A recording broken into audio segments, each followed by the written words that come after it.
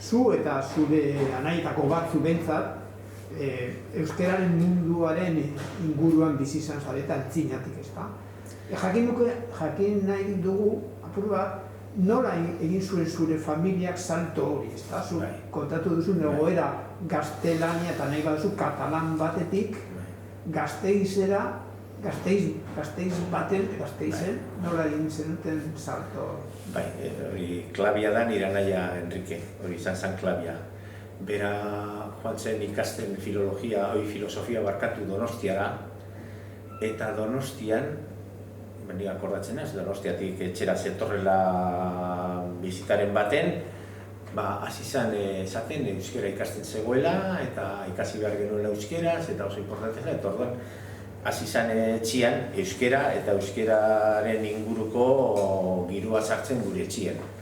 Eta hortik aurrera, nik uste dut hori izango zen 78an edo, 1978an edo, eta hortik aurrera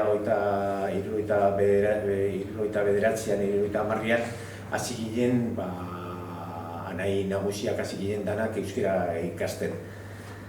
Bakoitza beraldetik, batzuk Donostian, Gorka eta Enrikeren kasuan, gu garai hartako gau eskoletan, hori gero AEK bihurtuko zena, garai hartan zen gau eskola ditzen ziren, batez be, iluntzian iten zirelako, niak hortzen hasi nintzela ikasten, jesuitetan, Gasteizeko San Jose Obrero ikastetxean, eta hortik gau eskoletan.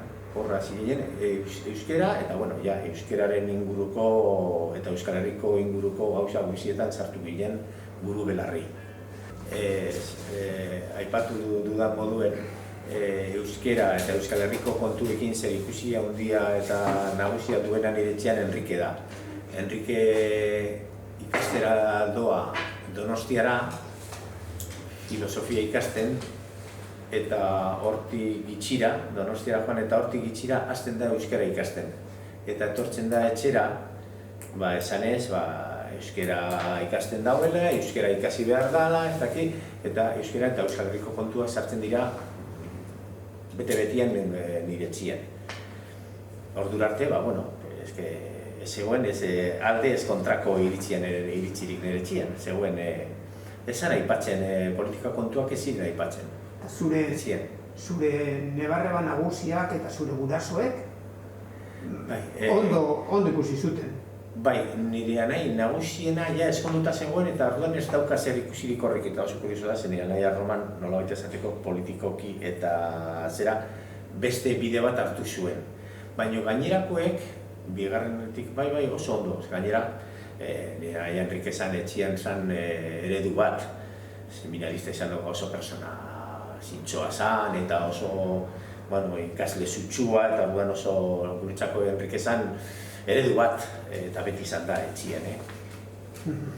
Eta orduan berarekin sartzen da etxien euskera eta Euskal Herriko kontuak.